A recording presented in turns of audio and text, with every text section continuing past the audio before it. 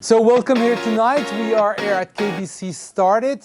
It's an incubator, it's an accelerator. This is a place for entrepreneurs, dedicated for entrepreneurs by KBC. So it means that something's going to happen here. Probably some of the people will join the incubator, some of you already have done it. So you will catch the virus and try to develop what remains one of the greatest potential adventures for each of us. It means that today if you decide to take your motorcycle, if you decide to take, if you decide to take your motorcycle and drive down to the car, it's risky. Probably that the adventure that all parents could do, driving to Afghanistan, India and so on, is no longer existing for us, for you. But starting a business remains one of the greatest business adventures, one of the last accessible adventures. So it's a nightmare for me tonight to talk to you because there are so many different people. I see some experimented entrepreneurs. I see some old entrepreneurs about my age. I see people having dream, not having started their business yet. So it's the hell of a job for a professor, and I'm not only a professor, but tonight I will try to act also like a professor to give a speech to such a mixed audience. So I wanted to start my expose by, tackling plenty of different subjects, but I wanted to ask you first of all, what were your expectations? But you are too much. So it means that it will be the hell of a job to match those expectations. So I will quickly dive into my, my keynote. First of all, you know, it's quite intimate place. So we have a lot of people. It's a very narrow space, so I suggest that you can stop me. So whenever you want, you say time out, like in basketball, and you ask a short question. So first of all, entrepreneurship in Brussels. Yes, we are the most entrepreneurial region in Brussels. It means that we have the highest amount of people starting a business by 1,000 inhabitants. And this is logical because we have two figures to this entrepreneurship. Part of the people creating the business create their own job. So we have this entrepreneurship by necessity. On the other hand, a lot of people are creating a job by opportunity because Brussels is very rich. Rich because there are plenty of companies located in Brussels, and those companies are potential clients. I was the chairman of the Microsoft Innovation Center in Brussels, and many people came to Brussels from Flanders and from Walloon because they were interested to start their business in Brussels, to be next to their great clients.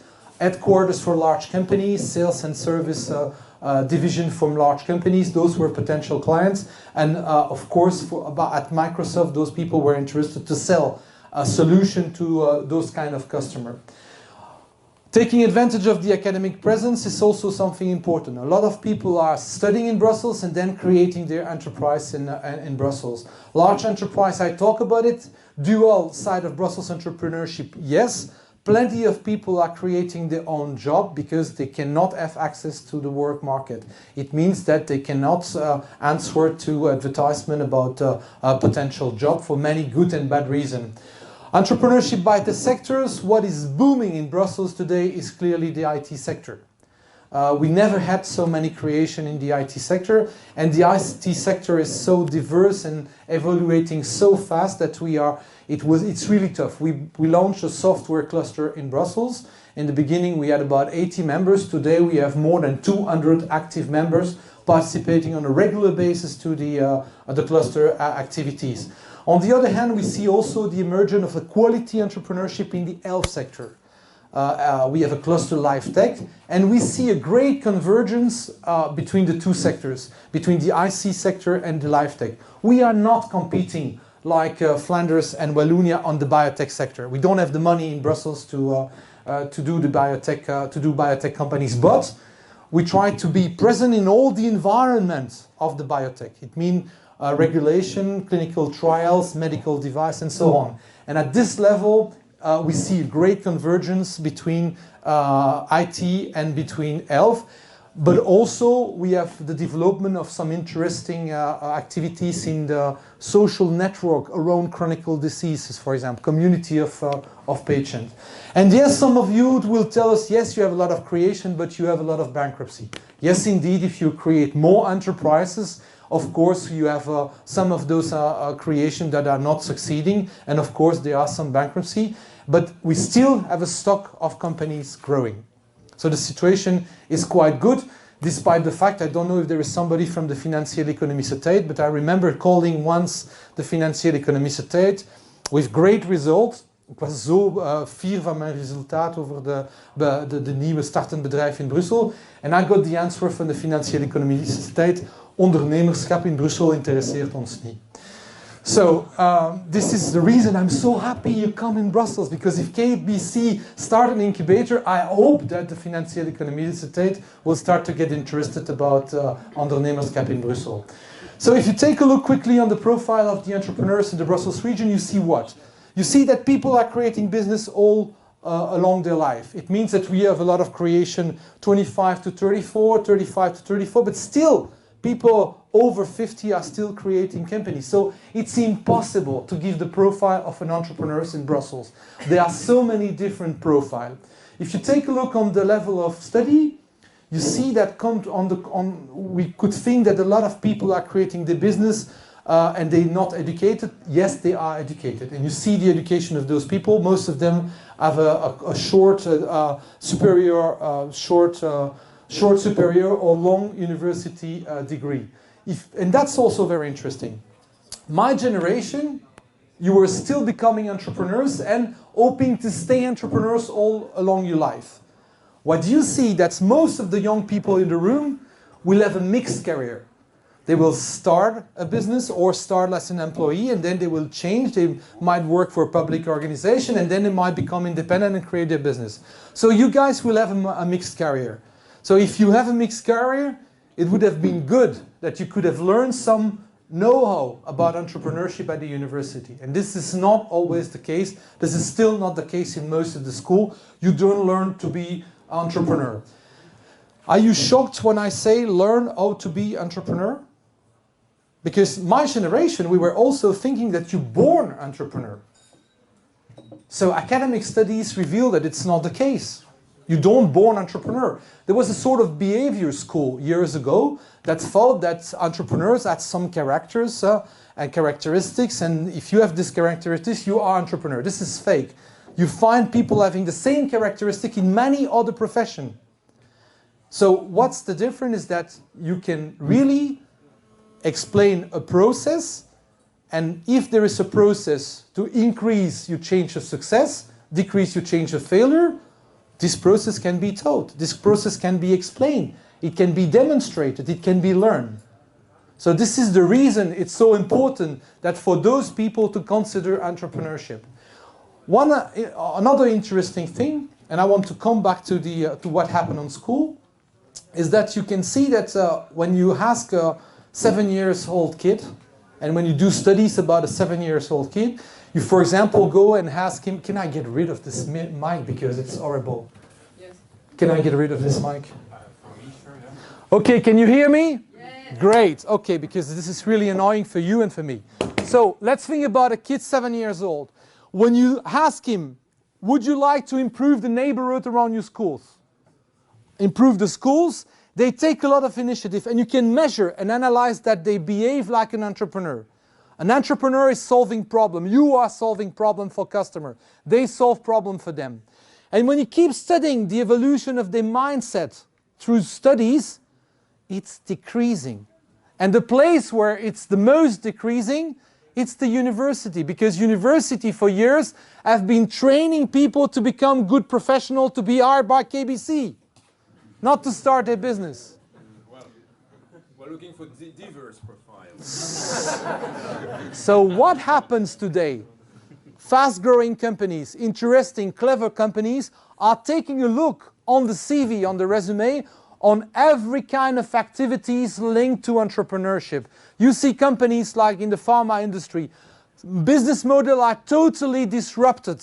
Danone, for example, business model disrupt too. They will not invent in-house the product of tomorrow like Procter & Gamble. So those people are looking for the black sheep, you know, they want somebody fitting in the rules of the company, in the value of the company, and on the other side taking risk. So there is something wrong there. vice president of Cisco, was explaining, if I succeed all my projects in a year, it's wrong because it means I haven't taken enough risk. You guys are living with the risk creating your business. So what happens is that if you want to survive in a large company, most of the time, you cannot screw any project. So if you cannot screw any project, what do? You ask for more resources and you decrease the KPIs. And then it works and you survive in the large company. Can you do that? No, because you cannot increase the resource. What you have to do is with the existing resources. It means that you cannot forecast when you start the business what's going to happen. Then we have another problem. What I learned when I went out of school in '91, it's the kingdom of the business plan. You see an opportunity somewhere. Then you write a business plan with the notes on the computer. Yes, there were portable computer in '91. And then you describe with 70 pages a business plan. And then you dive on Excel and you write 35 Excel sheets. And then you look for money, you show the work to the guy, and the guy says, oh yes, very interesting.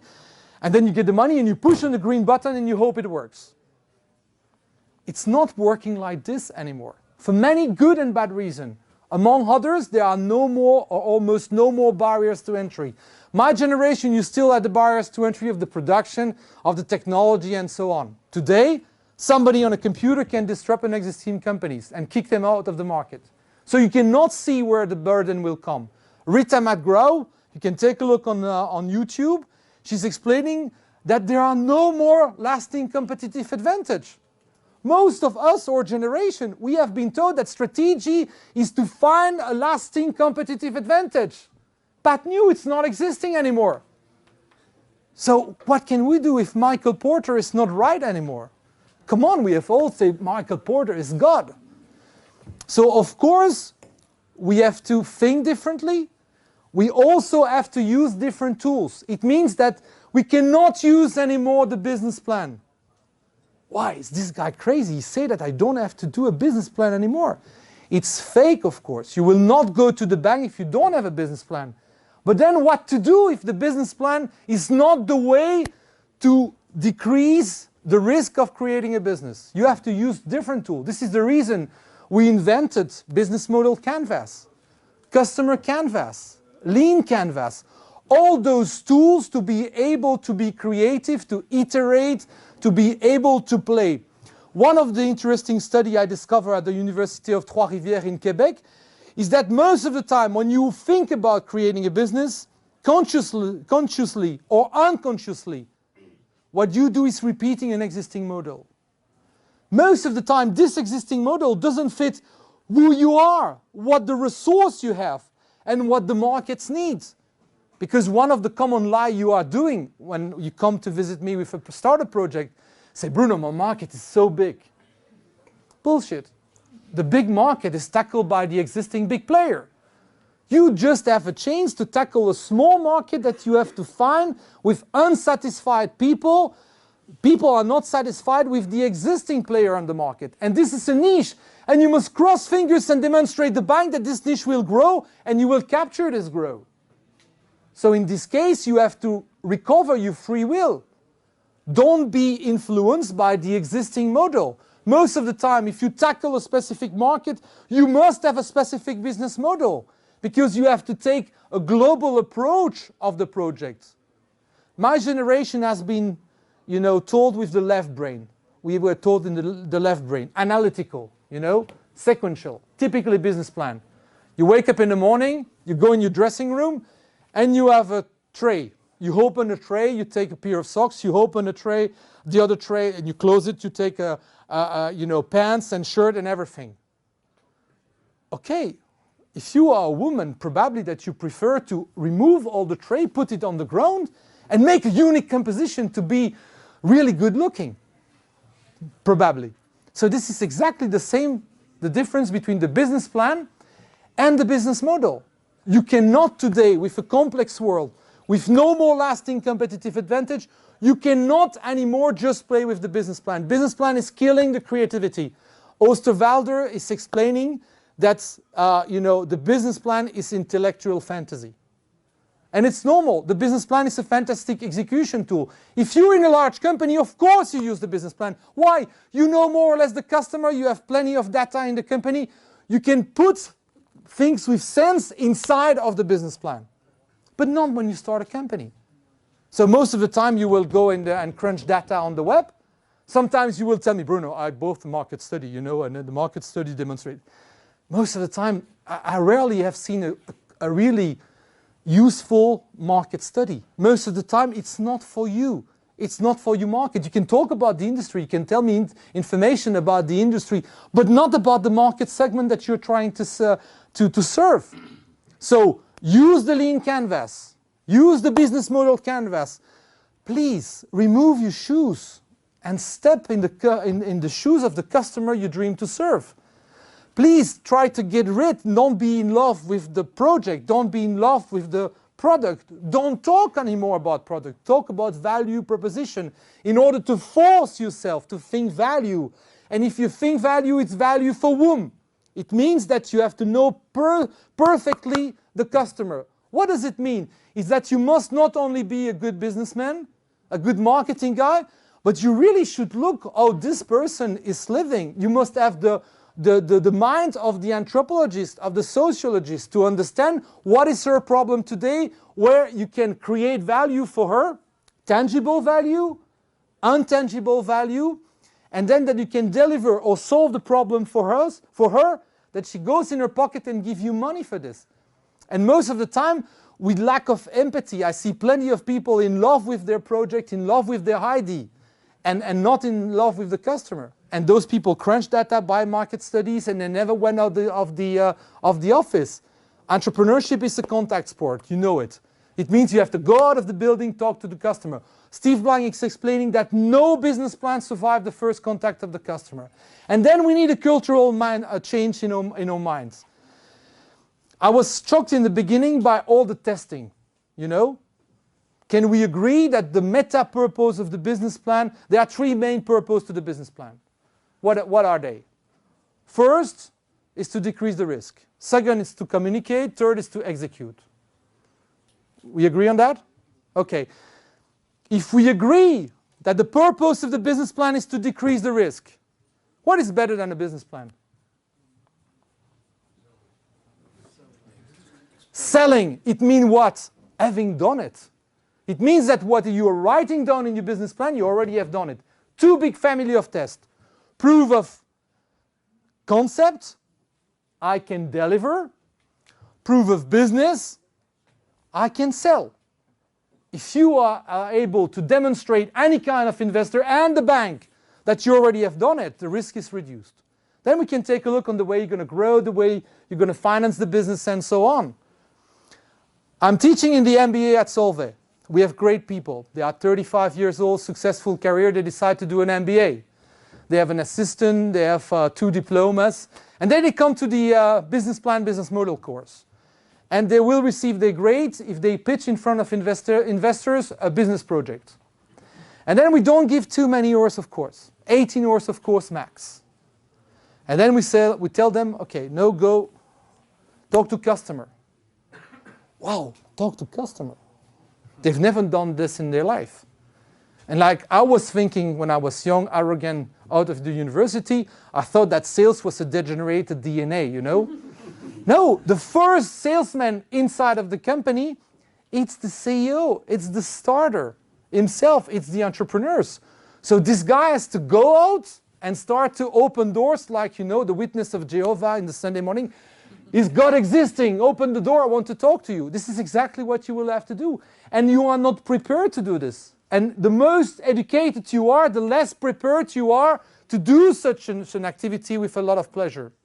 But once again, if you get a chance to talk to a customer, to understand how the customer will use the value proposition, the problem that you are solving, what you will learn will decrease the risk to do a product. The greatest, I had a slide on this, but I think I will never change series my slide. I have a great slide and I will publish it on SlideShare tonight. The first reason of failure for a startup, it's producing something that nobody wants. So how is this possible? It's because we are reluctant to talk to the customer. So do a lot of testing. The rule is try to consume the fewest money possible to design tests. And then I also have a problem with entrepreneurs. They come to me with the theoretical business plan, and I ask them always one key question. And they want to show me the product in the beginning. Say, no, I don't want to see the product. Well, yeah, but it's fantastic. Look, no, I don't want to see the product. I'm coaching a business project, not a product. Are you a product guys or you are an entrepreneur? If you are an entrepreneur, I want to see the whole project. And then talking with them, they have a very theoretical business plan, and I ask my key question. Can you tell me the deal killer hypothesis in this business plan? Can you tell me the deal killer hypothesis in this business plan?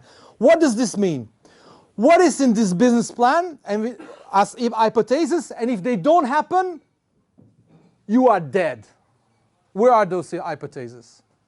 The problem is that most of the time, the people have been working so much on their project, they are victims of cognitive dissonances. It means that they start to think that their hypotheses are facts. And it's very difficult for them to tell me what's going to screw their business if it's not happening. So one of the suggestions I have for people writing down business plan is to write those hypotheses in red. To remember what? That those hypotheses ideally must be tested. If the role of the business plan is to reduce risk, the job is to reduce this risk by testing those deal killer hypotheses. Most of the time, there are between 3 to 5 deal killer hypotheses in a business plan. So at least you should have tested. And most of the time, it's horrible when we spend a little time with those startups, and if they invest a little money, those hypotheses are testable. But the way we have been educated, we don't want to spend 3,000, 4,000, 5,000 euro to test the concepts and the business. And we prefer to go to the bank and to have a credit for 7 years backed by the parents' house, for example, without having tested anything. So learn to be more effectual than causal. Accept to spend a little money to do those tests and borrow things in order don't spend money, the least money possible, but do those testing. And progressively you will see that you will reduce the risk of the business plan. But it's not so much in the culture. I was discussing with the author of the book Lean Startup. And I was telling him it's not always possible to test. For example, when you want to build an e-shop, how do you do? And say, Bruno, I give you an example. For example, just imagine I want to build a website with e-commerce website to sell boots. You know those beautiful boots women have? Sorry. Obviously, you see what I mean. So, this fantastic boots, how can I test? So, what he explained me, what we do is that we go on the campus, we recruit a young student, well-dressed, who love fashion, and we ask them to go in San Francisco, in the city, and to go in the shop and to take pictures of the greatest boots that they see. Then, we build a landing page, very cheap website. We advertise the boots on the website, and we buy 2,000, 5,000 euro on Google and on Google AdWords and on Facebook. And then we start to measure the amount of people clicking on the website, diving to the process to buy the boots, and by the end clicking on, yes, I want to buy this pair of boots. So I say, yes, very embarrassing if the client wants to buy the boots. Say, Bruno, this is a detail. Nobody's interested about that. And if you really want to deliver the boots, you ask the student to go in the shop, buy the boots, and go to the post office and send the boots. No problem. But just imagine the banker. Just imagine the investor. Just imagine being able to tell him, my cost of customer attraction is so much money. And it has been tested. Just imagine the banker. He has a smile to the ears here. Just imagine that you are able, by playing on the landing page on the different prices. You put a price and then you change 5 minutes after. Every 5 minutes you change the price. If you have enough visits, you can even determine the elasticity of the price. So it means that you can come easily with an ideal price. In most of the business plan I've seen in my careers, people have done that. To put a price, or they had a market study, of course, or, and cost of attraction of a customer. For me, it's fundamental. I see fantastic business model, but the people don't have the money enough to last because the cost of attracting a customer is too high. So those information I don't find usually in the business plan. So it's a real problem. Today, using wisely the internet can help you to have those strategic data. Another example, I see on Facebook a little white tag in order to find my stuff because I'm losing my gears on a regular basis. So don't forget don't lose your gears anymore. There is a little tag, it's called Style. And there is a little movie. I click on the movie, I see the first minutes, and I understand perfectly. It's a tag that you put in your bag, and when you lose something, you can go on your mobile telephone and find your gear. I sent an email to my wife, and I said, hey, great, buy me 5, because I'm forgetting everything. We're going to reduce the fights in the family. She said, okay. She sent me back an email and said, yes, great. I order you 5. And then when I have a little more time, I watch the video, the full video. And then by the middle of the video, there are those 2 guys coming, the entrepreneurs, saying the product is not existing, we have a prototype, and we are on Kickstarter or something like that, crowdfunding platform, and thank you very much because we have done a pre-order. My wife was convinced she ordered the product, but I contribute to reduce the risk of this project. Because they could measure the cost of customer acquisition. They could measure exactly the price, the ideal price. And for the investor, it was considerably decreasing the risk, the commercial risk and the financial risk. It means that this was not possible when I started my career. Today, it's possible. And today, your job is to identify the deal killer hypothesis in the business plan, to be able to design tests, to relieve or to put the light or resolve those key questions that could kill your business. So I will try to, I don't know what the time is. So I will pass that and I will go to the, directly to, that's a funny, I had a chance to coach at MIT, Sloan, at the Entrepreneurship Center. If MIT would be a country, with all the companies and jobs they have created, it would be the 11th largest economy, positioned behind Brazil and ahead of Russia. Just to give you an idea of the value of an entrepreneurship for a society. And of course, we have to change, not everything, but change a lot of things to be able to have such an ecosystem. I will not lie to you, we don't have such an ecosystem in Brussels, but we are trying to work on it.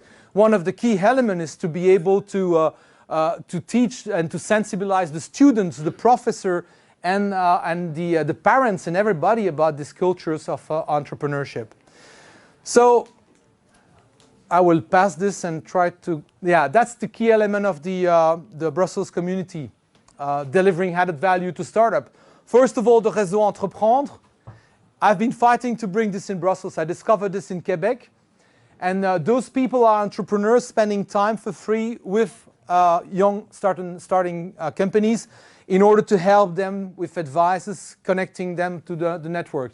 Very interesting. They will be here tonight. They will be here tonight. So it's a fantastic initiative. Beta Group, you know it, it's the ecosystem for IT companies. Beta Group Financing, they are also here tonight. Microsoft Innovation, you have a chance to join the boost camp and to do a project in 3 months and to be coached in 3 months in order to upgrade your projects, to work on the business model canvas, and to really build up a business plan. Public incubators, private incubators, we are in a private incubators today. There is a fantastic network of private and public incubators in Brussels, not only offering a place to stay, you can come here and work, have access to internet, but more even to be in contact with people like you and people bringing added value, because that's the place where you get the added value in order to build your business project. We also organize on a regular basis some aperitifs, for entrepreneurs to meet, and we try to organize those aperitifs every time in another structure. So we might think about organizing an aperitif for startup in Brussels here. There's also startup weekend. Startup weekend. Ha! Startup weekend. We contribute to start. Who has done a startup weekend here? We are organizing one on 13, 14, and 15 November. Yeah. Topic with, Change makers. with a topic or a team or no team? Change makers. Change makers. Let me tell you a crazy story. I met a girl. She came on Friday to the startup weekend.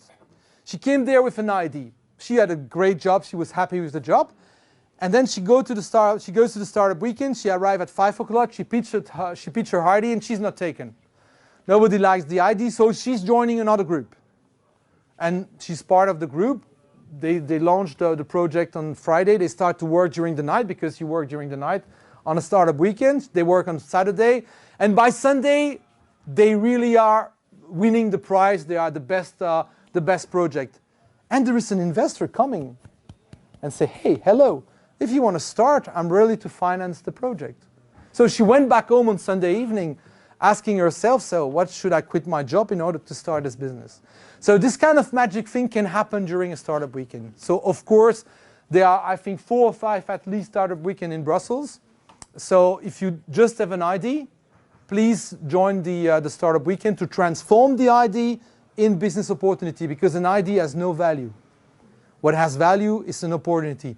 Definition of an opportunity is an ID that has been tested and validated, testing 2 things, risk and profitability. Okay? Yes, that's funny. I just want to show you this because it's too funny. This is what not to do. Hey, I've got a great idea for a business. That's exciting. Tell me about it. I've developed a chemical isomer that links to volatile organic compounds causing carbon bonds to rupture and wraps them in a nanotube coating. Huh. That's a little confusing. Can you dumb it down for me? Sure. What I do is I take a proprietary isomer that I developed with a citric acid wash that hollows out the carbon bonds and replaces them with a nanotube wrapping. Okay, so I guess it's pretty technical. Oh yeah. I've been working on this isomer for 9 years. So what's the business idea? To sell it, To who? everybody will want one. What for? So they can wrap their volatile organic compounds in carbon nanotubes. I think you might need a target customer. I don't think I need to wrap my compounds in your nanotube. Well, maybe not you. So, for people who buy it, what's the value you are providing them? I've developed a chemical isomer that links to volatile organic compounds causing carbon bonds to rupture and wraps them in a nanotube coating. You've said that already. This is getting annoying. Why should anyone care about your isomer? I spent 9 years on this. I know that. Okay, pretend I'm an investor. How can I make money off your product? By selling it. You're a smart guy, but try not to think like a scientist. Think like a business person. Okay. Value chain. Production, Term sheet. I legal. have to go now and answer that. That's not your phone. I know. Okay, so I know none of you are behaving, talking, acting like that. You are. No, but I've seen not plenty of people exactly behaving like this, but I've seen some people really being at least a little like the guy in the picture. So the job you have to do in an incubator, in an accelerator like KBC started, is just to learn to shift from this. And of course, there is some value. This guy has created something. Probably that we can make a nice business out of this idea. But so far, it's just an idea and nothing else.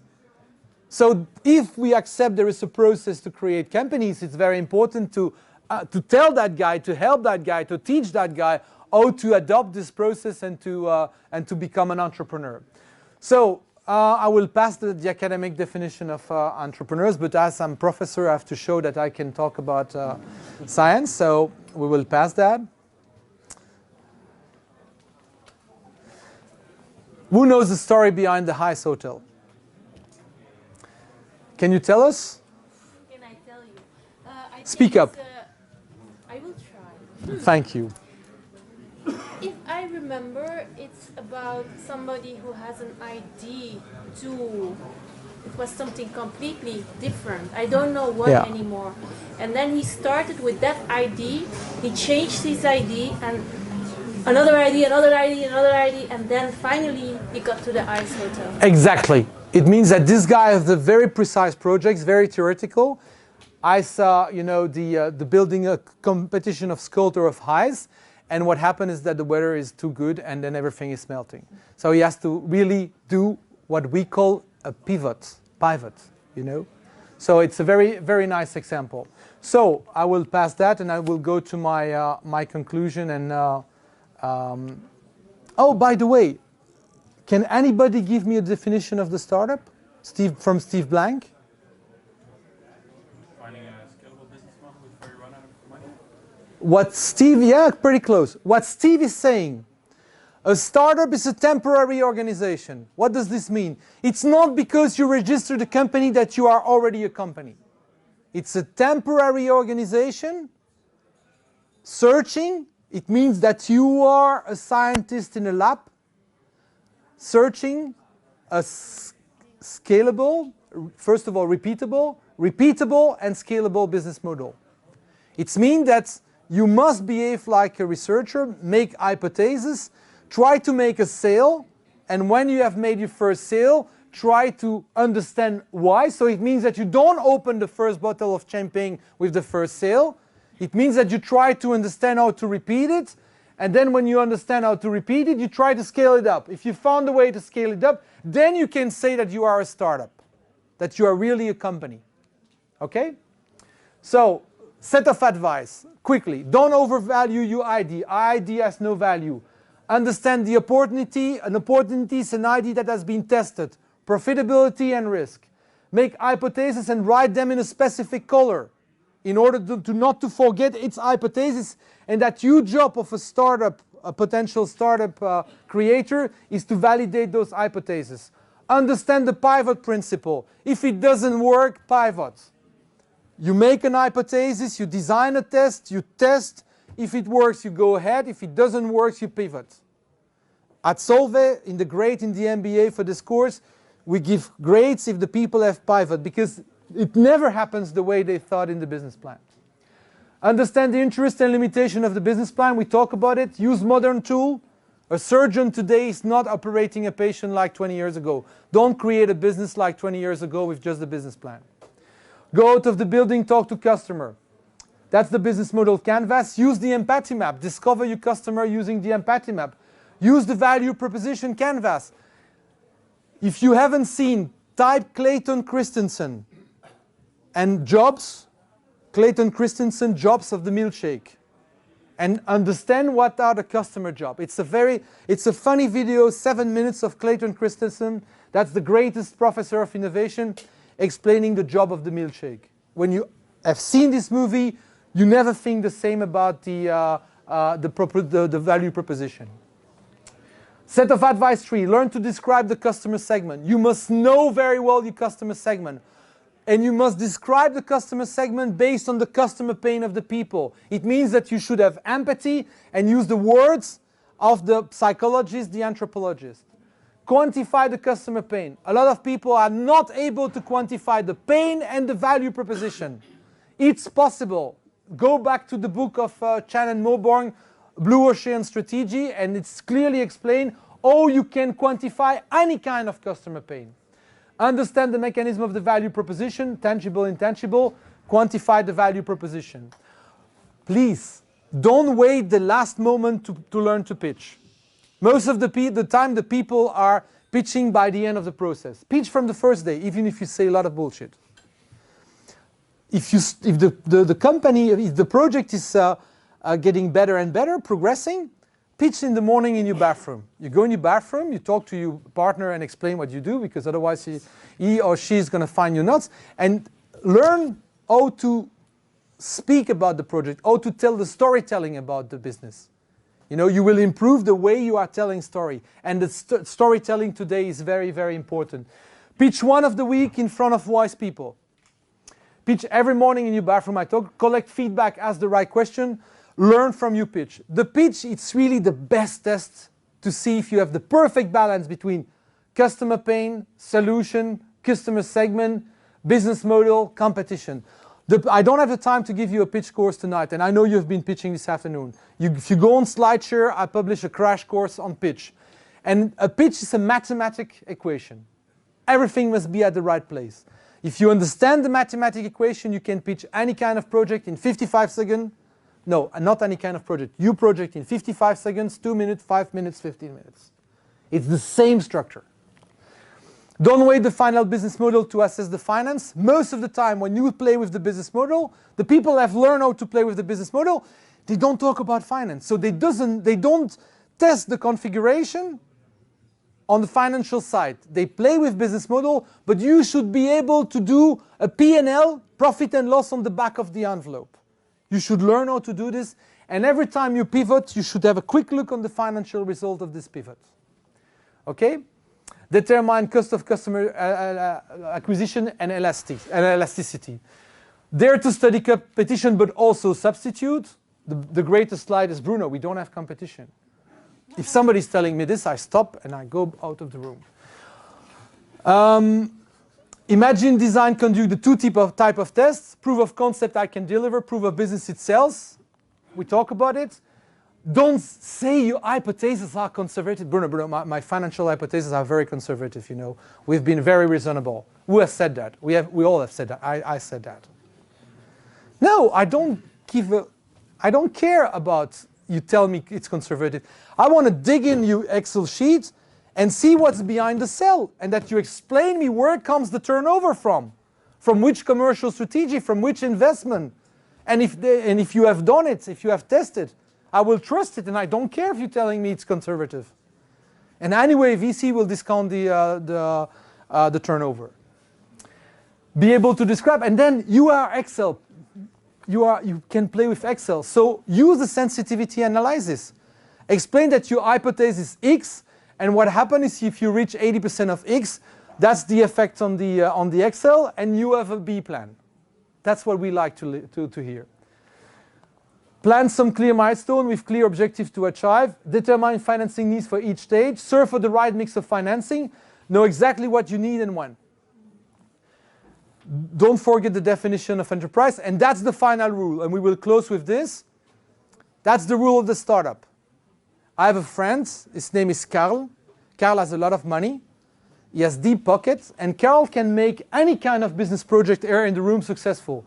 Because Carl will finance the project. We'll test if it fails. We will change the strategy, change the positioning, change the market segment. Do you have wide pockets? Probably not. So fail fast, fail rough, fail cheap, and learn from your mistake. Never make the mistake twice. Don't have the time for this, how to pitch.